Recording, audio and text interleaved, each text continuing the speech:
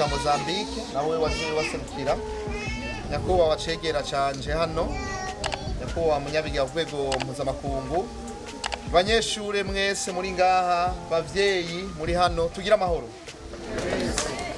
amahoro ubumwe indero n'ingisho bisasagara mu gihugu cyacu.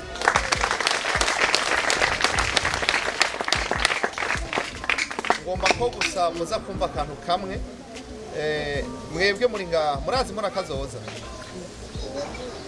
murayizi mbona kazoza igihugu murayizi abazi mbona kazoza kize turabe ntavyo muzi basi reka mvuge mu gifaransa basi vision 2040-2060 mu cyongereza the vision of Burundi 2040-2060 nta numwe mwiga mu gifaransa mu kirundi mu giswahili mvuge mu giswahili naho gira gite nivyo mwiga mu giswahili okay. Sawa.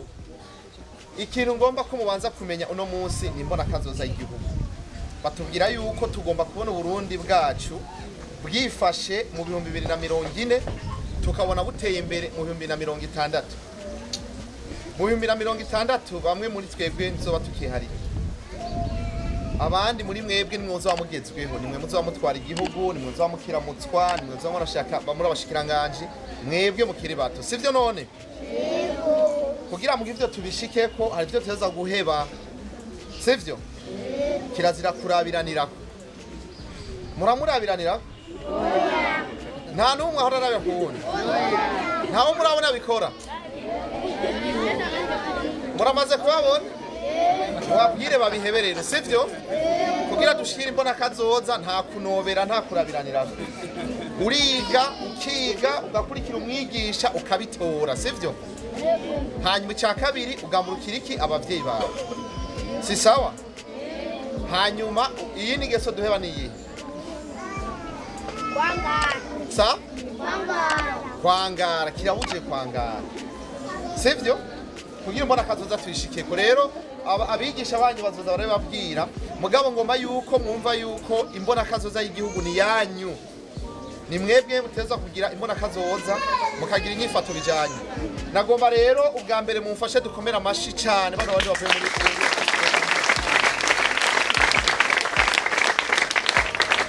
bakoze ikintu ciza cyane yuko mwebwe mwese muri ngaha muza kuronka bino bikoresho by'ishuri muze kwame mwibuka rero yuko aya makaye babahaye arayo gukoresha neza ayo makaramu muyandikisha ibintu bizima ntimuzosubire kuza muronona amakaye sivyo mwandikamwo amajambo meza ajanye n'iki n'imbona kazoza sivyo none rero mumfashe twongere tubakomera amashiko wabaye abantu beza cyane